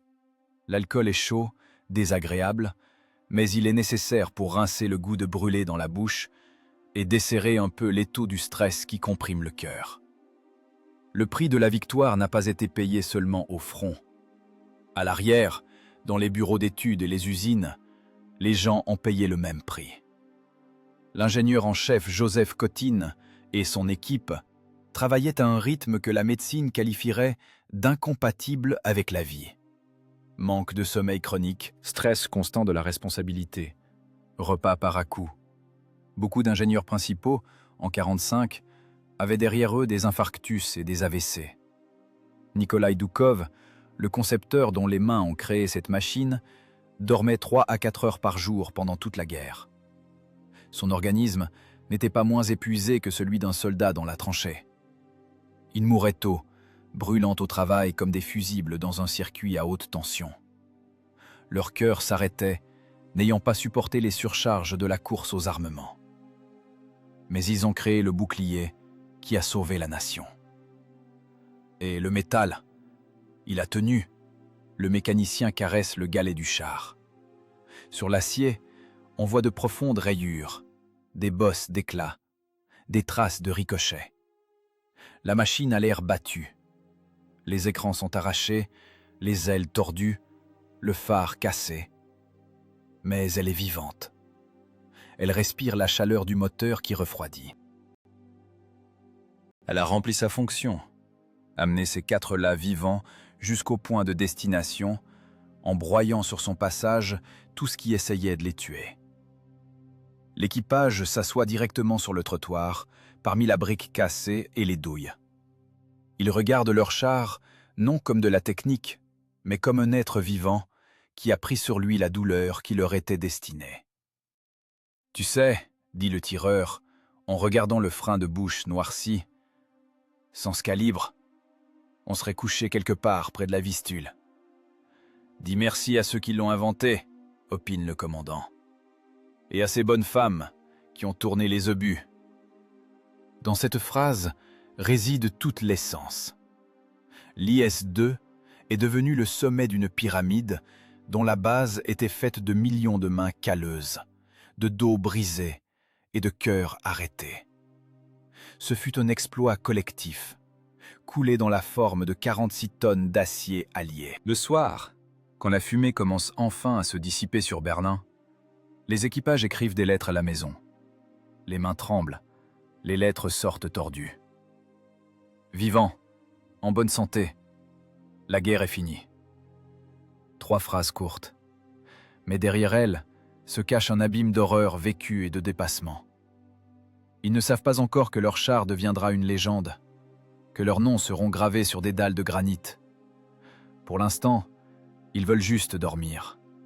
Dormir en silence, sans attendre l'ordre au combat. Ils se couchent directement sur la bâche étalée sur le blindage du compartiment moteur. La chaleur du moteur les réchauffe. Le géant d'acier, qui fut leur arme et leur maison, garde maintenant leur sommeil. La guerre est terminée, mais les cicatrices, sur le blindage et sur les âmes, resteront pour toujours. C'est cela, le prix qu'il a fallu payer pour le droit de vivre. Un prix mesuré en fer et en sang. Septembre 1945, Berlin. Chaussée de Charlottenburg. La guerre est officiellement terminée, mais l'air tremble encore de tension. Les Alliés organisent le défilé de la victoire. Les troupes américaines, anglaises et françaises passent en colonnes ordonnées, montrant leur technique. Ils sourient, ils sont détendus. Pour eux, c'est la finale, la fête, la démonstration des drapeaux. Mais ensuite, l'horizon s'assombrit. On entend un grondement qui fait vibrer les pavés et trembler les vitres des fenêtres intactes. Ce n'est pas le rugissement de moteurs légers, c'est le grondement lourd et grave de cœurs diesel. Sur la chaussée, sortent les chars lourds soviétiques. Ils avancent en formation parfaite. Larges chenilles, puissantes tourelles moulées, longs canons avec leurs freins de bouche caractéristiques. Les Alliés cessent de sourire. Les généraux en uniformes étrangers, debout sur les tribunes, s'assombrissent. À ce moment, ils ne voient pas simplement des alliés, ils voient une force avec laquelle il est impossible de discuter. Ils voient la technique qui a broyé la Wehrmacht et atteint le centre de l'Europe. Les IS-2 et les IS-3 qui les remplacèrent bientôt n'ont pas simplement défilé ce jour-là. Ils ont tracé une ligne. Ils ont montré au monde qui est le maître du continent. C'était une démonstration de supériorité technique et militaire absolue. 122 mm de calibre regardaient vers l'avant, et ce regard refroidissait les têtes les plus chaudes dans les états-majors des partenaires d'hier.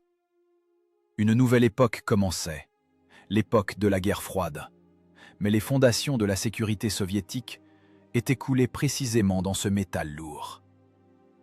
Les années passèrent, les chars qui brûlèrent près de Ternopol, prirent d'assaut Poznań et écrasèrent les barricades à Berlin, commencèrent à quitter la scène. Leurs moteurs épuisaient leurs ressources, les canons perdaient leur précision après des milliers de tirs. Mais ces machines ne partirent pas à la refonte. Elles partirent pour l'éternité. À travers toute l'Europe, de la Volga à l'Elbe, les IS-2 montèrent sur des piédestaux. C'est un spectacle étrange. Une machine de guerre, créée pour la boue, le sang et le feu, se fige dans une immobilité artificielle. On la peint d'une couleur verte de parade, on blanchit les galets. Autour, on plante des parterres de fleurs, des enfants jouent. Mais si l'on s'approche et que l'on touche le blindage, on peut sentir un froid qui ne dépend pas de la météo. C'est le froid de la mémoire. Chaque monument de ce type n'est pas simplement un morceau de fer. C'est la volonté matérialisée d'un peuple. C'est un monument au génie technique qui a su créer un chef-d'œuvre dans des conditions inhumaines. Les noms des créateurs restent souvent dans l'ombre. Nous connaissons le nom du char, mais nous oublions ceux qui dessinaient ces nœuds la nuit. Et pourtant, c'étaient des hommes qui risquaient leur tête pour chaque millimètre de blindage. Joseph Yakovlevitch Kotinet, l'homme brise-glace. L'organisateur qui savait arracher les ressources, discuter avec les maréchaux et assumer la responsabilité quand le prix de l'erreur était l'exécution. Il comprenait qu'un char n'est pas simplement un ensemble de mécanismes, mais un système unique. C'est sa volonté qui a forcé l'industrie à travailler à un rythme unique. Fedor Fedorovitch Petrov, le dieu de l'artillerie. L'homme qui a accompli l'impossible, inscrire un obusier de campagne surpuissant dans une tourelle de chars étroite. Sa décision concernant le canon de 122 mm D25T fut clé. Il donna aux tankistes un bras long qui permettait de frapper l'ennemi sans entrer dans sa zone de destruction assurée. Sans Petrov, l'IS-2 serait resté une simple cible à la peau épaisse. Nikolai Fedorovitch Chachmourine, le génie de la transmission. Il ne suffit pas d'armer et de protéger un char, il faut le faire rouler. Chachmourine créa des mécanismes qui remuaient 46 tonnes de poids à travers le tout-terrain. Ces boîtes de vitesse, ces réducteurs latéraux, fonctionnaient là où l'acier allemand cassait. Il fit en sorte que ce monstre soit maniable, mobile et fiable. Ces hommes ne portaient pas de casque de tankistes, ils ne brûlaient pas dans les chars. Mais leur bataille aux planches à dessin n'était pas moins cruelle. Infarctus, AVC, dépression nerveuse, c'était leur prix pour la victoire. Leur front passait par les plans et les ateliers. Et ils ont tenu ce front. Le monument à l'IS-2 est aussi un monument à la logistique et au travail. En regardant la tourelle moulée, il faut voir non seulement la forme, mais le contenu. Et le contenu, c'est le travail de dizaines de milliers de femmes et d'adolescents dans l'Oural. Ce sont les ateliers froids de Tcheliabinsk. Ce sont les trains allant vers l'ouest. Le char sur le piédestal est la partie émergée d'un iceberg géant, composé d'abnégation humaine. Le temps est impitoyable. Les vétérans s'en vont. Ceux qui se souvenaient de l'odeur de l'huile brûlante à l'intérieur du compartiment de combat, qui entendaient le claquement de la culasse, qui criaient « Feu !» dans le laryngophone, nous quittent. Leurs voix s'éteignent. Il ne reste que le métal. Mais ce métal est plus éloquent que n'importe quel mot. Approchez-vous d'un IS-2 debout sur la place de n'importe quelle ville. Regardez la cicatrice de la soudure sur le nez de la coque. C'est la trace d'une technologie née dans la pénurie de temps. Regardez le massif frein de bouche. C'est l'instrument qui mettait un point final au débat avec le fascisme. Regardez l'épaisseur du blindage. C'est la garantie que l'équipage pouvait survivre à un impact direct. Le char est une capsule temporelle. À l'intérieur, derrière les écoutilles soudées, l'air de l'année 45 est resté pour toujours. Là, dans l'obscurité du compartiment de combat, vivent les fantômes des ordres, de la peur, de la rage et du triomphe. L'IS-2 est devenu le symbole que l'impossible est possible. En 1943, il semblait que la ménagerie allemande était invincible, que leur technique était parfaite et leur optique précise. Mais les ingénieurs et ouvriers soviétiques ont prouvé il n'y a pas d'acier qu'on ne puisse défoncer si on lui applique une énergie cinétique suffisante et une volonté inflexible. Ce char n'était pas parfait. Il était étroit, il avait peu de munitions, il était lourd à entretenir. Mais il était parfait pour sa tâche. La tâche de survie et de destruction. Il était le marteau avec lequel fut forgée la victoire. Pas un scalpel, pas une épée, mais précisément un marteau lourd et grossier. Aujourd'hui, quand nous regardons ces machines, nous ne devons pas ressentir d'attendrissement. La guerre n'est pas une parade, c'est de la boue, de la douleur et de la mort. Et l'IS-2 est un enfant de cette mort. Il est effrayant. Sa silhouette irradie la menace, même 80 ans plus tard. Et c'est juste. Le monument doit rappeler non seulement le triomphe, mais aussi le prix. Les milliers d'équipages brûlés, les veuves ayant reçu les avis de décès, le fait que la paix est un état fragile qu'il faut parfois défendre à l'aide de 46 tonnes d'arguments. L'histoire est cyclique. Les technologies changent, les drones et les missiles apparaissent, mais les principes restent les mêmes. Le blindage et l'obus, la volonté et la peur. L'IS-2 se tient sur son piédestal comme un rappel éternel. Si l'ennemi vient avec une épée, il rencontrera un calibre qui ne laisse aucune chance d'appel. L'accord final de cette symphonie de diesel et de poudre résonne dans le silence. Le fracas des combats s'est tu, la fumée s'est dissipée, Mais le poing d'acier est resté serré. Il s'est figé sur le piédestal, prêt à tout moment à rappeler au monde qui, exactement, a brisé l'échine de la bête nazie.